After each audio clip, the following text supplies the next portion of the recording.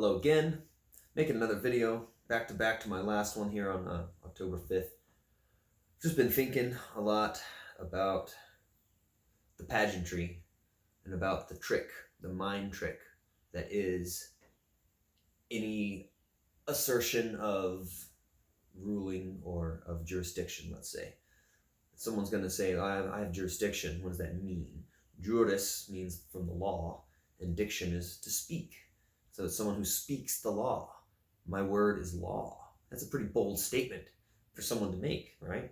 And you'll find that the people who are making it are doing a trick. They don't actually make it of themselves. They don't say that they, Joe Deputy, have the authority. They say that this entity that they work for has the authority. Call it the county, or call it the state, or call it whatever you want to call it, all right? They can even be a private security firm on private property. There's a costume, there's a role, there's an artificial thing that gets created that the human embodies. Sometimes this is called an egregore, which is a very interesting concept. We won't go into it now, but essentially it is an entity unto itself, but it's fictional, or at least it is only manifested through people who enact it.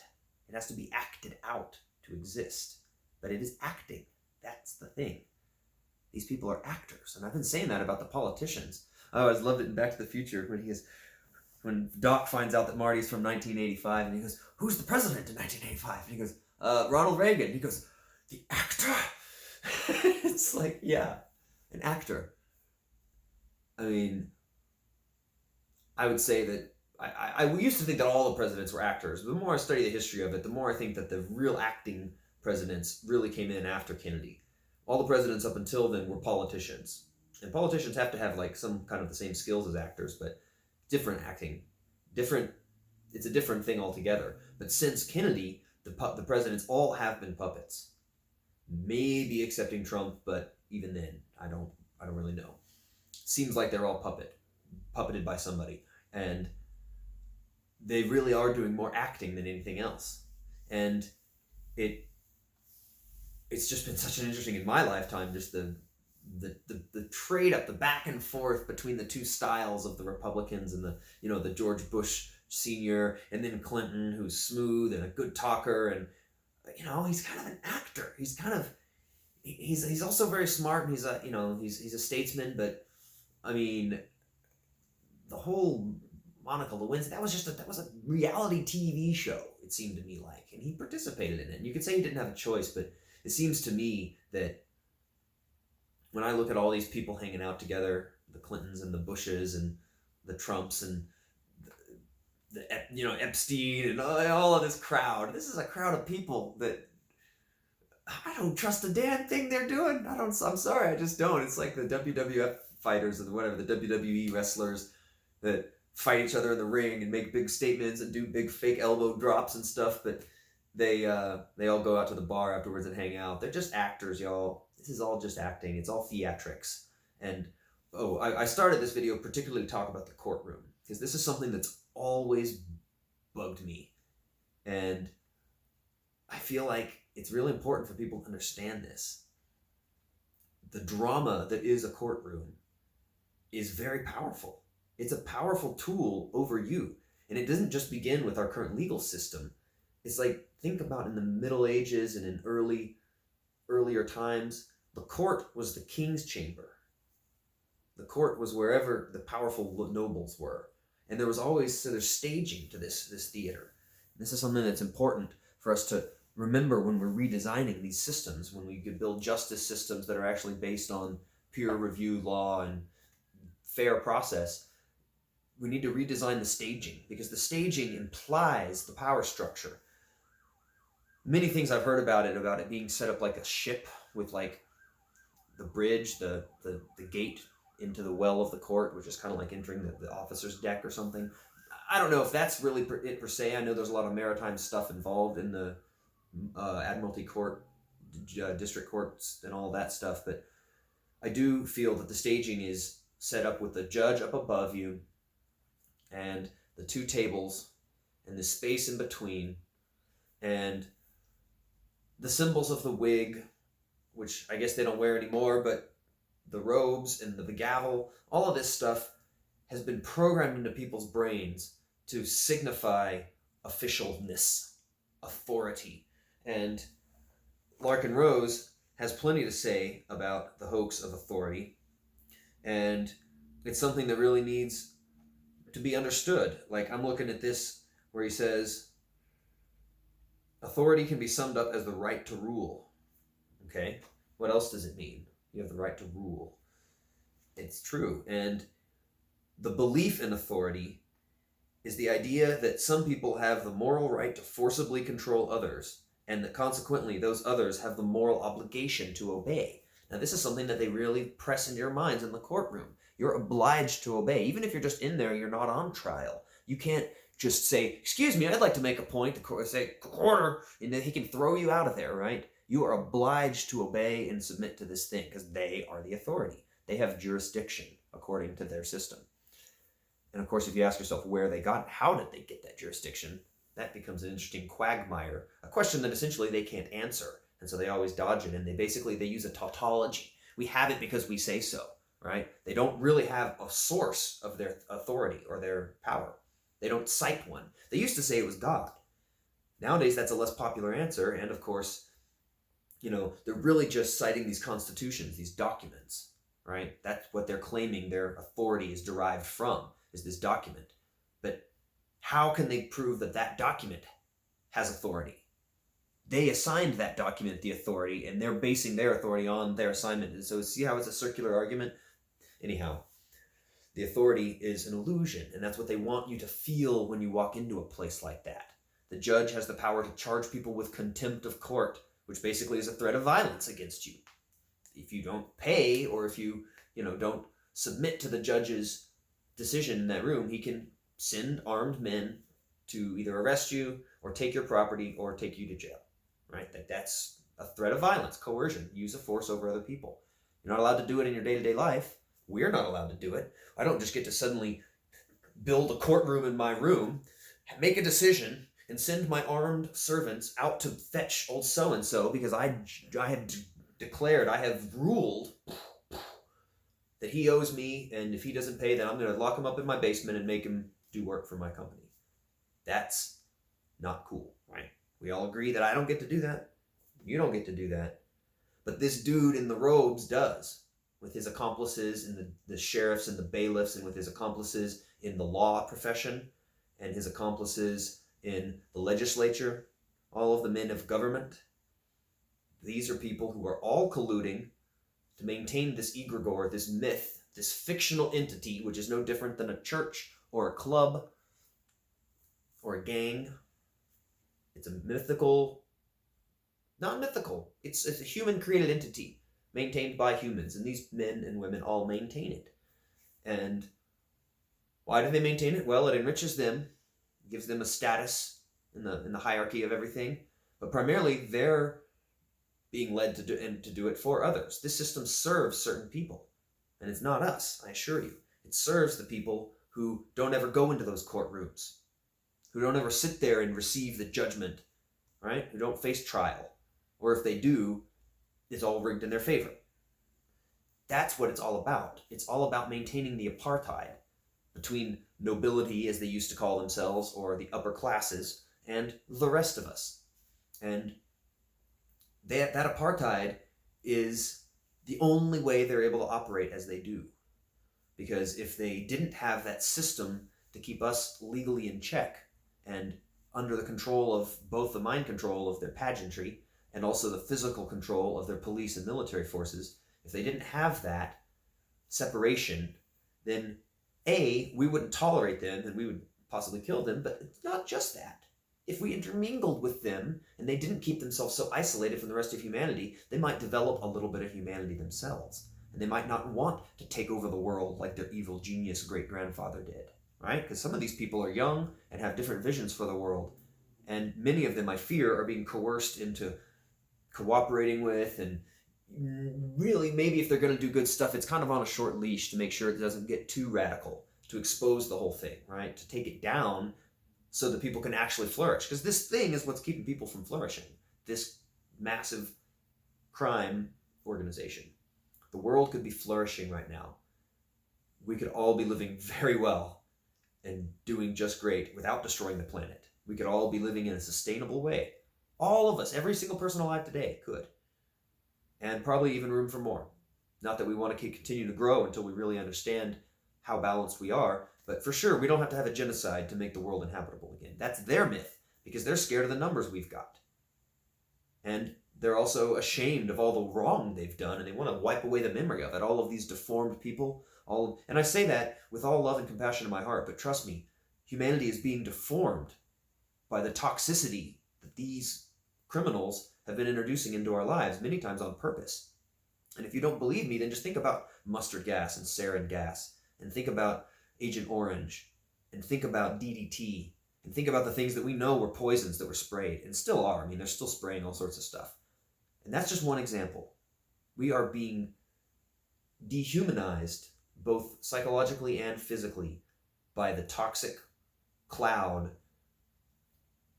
of control measures that are being foisted upon us by the people who have used us to get their technology up to where it is, and now want to just do us in so that they can have the earth to themselves with their kind of robotic AI servants. That's one way of looking at it. That, of course, is more theoretical.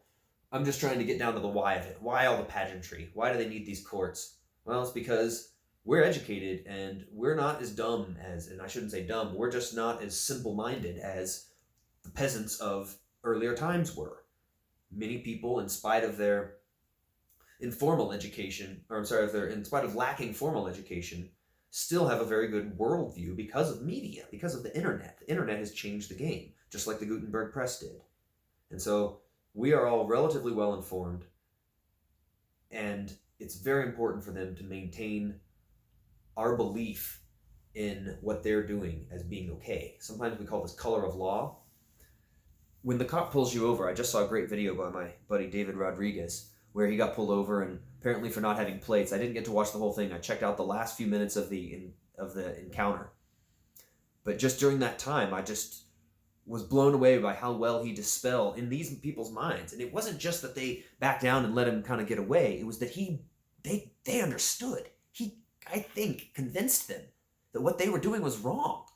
And he was nice, he was firm, and he basically just deprogrammed them. Briefly, if maybe only for a moment, but he did it. I saw it. It was really cool to watch. And I've seen other people make these kinds of videos before, but David's was particularly good because he remained so open to communication with them and so nice. He was being nice, even if he was a little bit castigating. If you guys have real crime to go solve, why are you messing with me about this? I'm just traveling. I'm not driving. This isn't a commercial enterprise. All that usual stuff. And he pinned him to the wall about this you're forcing me to sign this. This is under duress. You're going to take my car away from me if I don't sign it. Is that right? And they had to concede that yes, that's what we'll do. And so it's like when he signs under duress, that makes his signature not valid in court. And they don't want to admit that they're putting you under duress by forcing you to follow their rules. Not having a license plate? What business is it of anybody's what he has on his car? Who gets to tell him that? Okay? That's a myth in people's mind that, the government, the DMV, they got to keep track of everybody. Blah, blah, blah. It's like, give me a break. Give me a break. That's not, there was no driver's license. There was no license plates when cars were first coming around in America. People just drove. And it was at your own risk. And to think that we have to have government to control all of that stuff is a complete misconception. It has to be addressed, and the world needs to start understanding just like the tooth fairy, the government authority to make you pay for a sticker or a plate on your car is non-existent. Okay? They don't have it. People have tricked you into thinking they do. And if you can undo that spell and you can say, wait a minute, there's bound to be another way for us to solve the problem that they're claiming to solve about keeping track of, knowing whose vehicle is who in case there's a crime. There's all these things that they're trying to claim they're doing it for, right? It's for your own good, right? But we can look at what is it that they're actually claiming to do, and let's find ways to do it that don't involve the threat of stealing your property if you don't do it, or the threat of taking you to jail if you don't obey. Because that is an assertion of authority, that is an assertion of essentially ownership. You don't own yourself, or not really the individual, but the state owns you. And the state will put you in jail at will.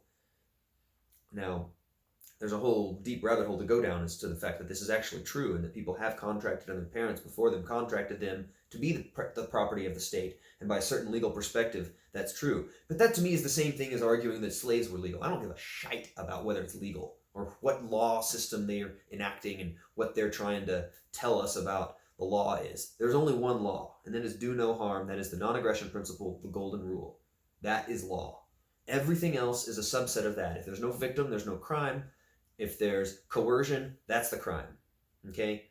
David not having a plate on the back of his car caused no victims. There were no victims involved, no one to accuse him in court of a real wrongdoing. Only this fictional entity called the state comes in and says, you're breaking our laws, and he says, you have no right to tell me to do that. I don't have to do that, actually. You're wrong. I don't legally have to have a plate on this car. And they, of course, can't just say, oh, well, by golly, you're right. I guess I should quit. It's like, it's not that easy. But perhaps they can understand, perhaps they can be made to understand over time if more people do this and more people talk to them as humans, as real people.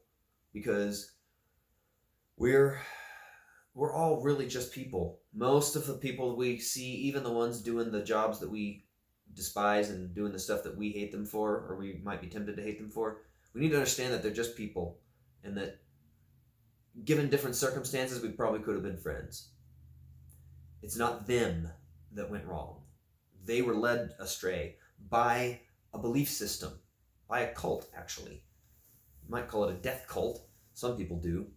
But certainly it's a belief system with strong central leadership and complete intolerance for individual thinking, right? Or for like straying from what the guidelines that have been laid forward. Like, that's not tolerated. And that's pretty much what we have, right? Like, you don't have a choice whether or not you are going to follow all these laws that the state calls. They call them laws. And this is another important point. Larkin talks about it here. I've talked about it a lot. It has to do with the complete mind trick that is associating the word crime with violation of statutes. When governments pass laws having to do with regulating your business or having to do with what things you are and aren't allowed to do for your business, any of that kind of thing, they are essentially making up something completely fake. They are just tricking you into believing that they can steal your property and you don't have anything to say about it.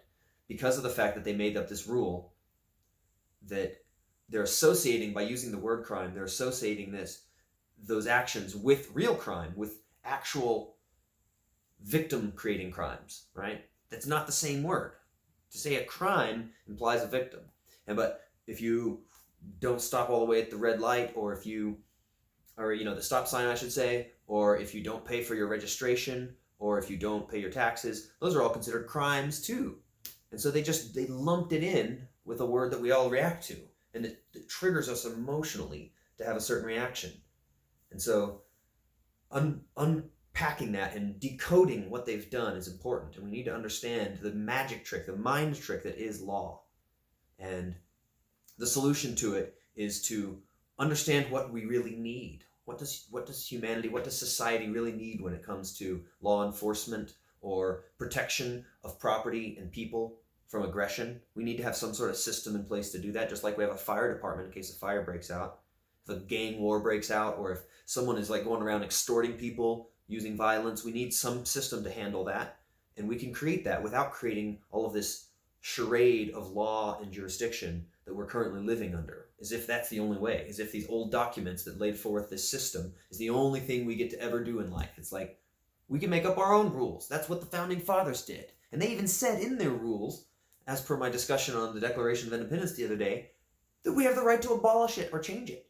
And I'm saying it's time to abolish it, or at the very least change it down to the foundation.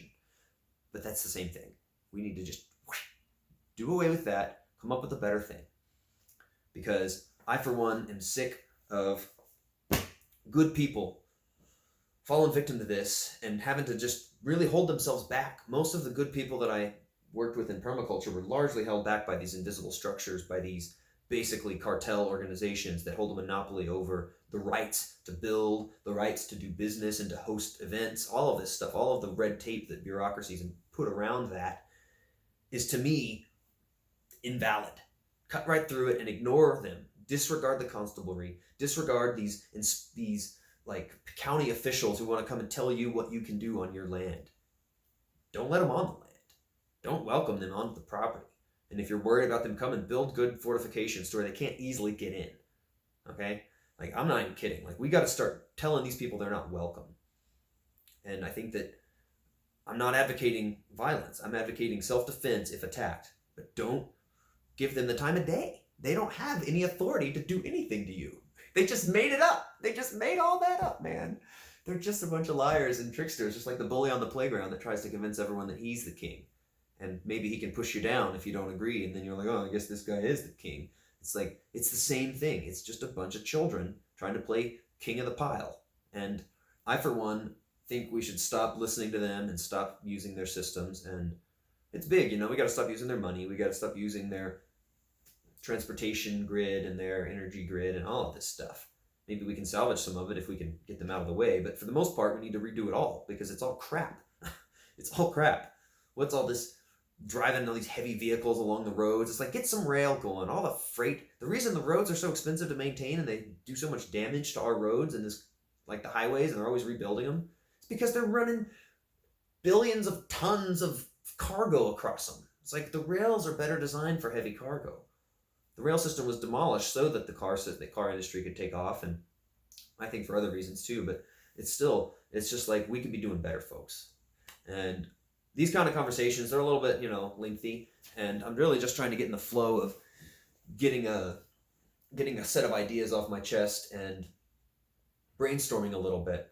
So I welcome feedback, and I'm going to continue to talk at y'all because I was given an assignment, honestly. Like, my assignment, not only to document and keep track of everything that's happening, is to share what I find and to try and help inspire people to maybe take a bold leap and do something unprecedented and join the revolution. Join the peaceful, restorative revolution of people who realize we're all tribe and we're all family and we all are on this planet together and we all just want to live and have a nice life. That's what binds us. That's what brings us together as a tribe and as a family, is that we all know that. And if you're one of those people and you feel like you're stuck in the matrix, give me a call. I'm pretty much open for business when it comes to Exodus relocation service, but right now I'm a one-man low-tech operation, and if it grows, it grows. But I am here for people who want out but don't know how. Like, that's something that I do, is I help people think it through and think, what do they want? How ready are they? And what do they really want instead? And I feel like there are paths to many of them. Most of them have the same answer. That's the thing. Most of them have a similar answer, and I know the way to get there. At least I have a good map, okay?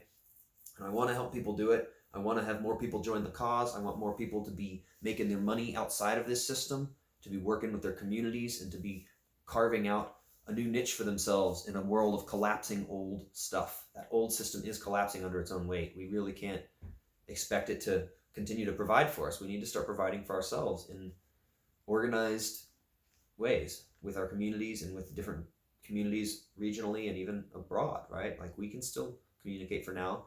There's still ships running. There's still ways to transport goods. Let's create new systems. Let's ditch these old dinosaurs and start with something that's fresh and something that's fair. I think we can do it, y'all. I really believe it. So welcome to the conversation. We'll talk to you again.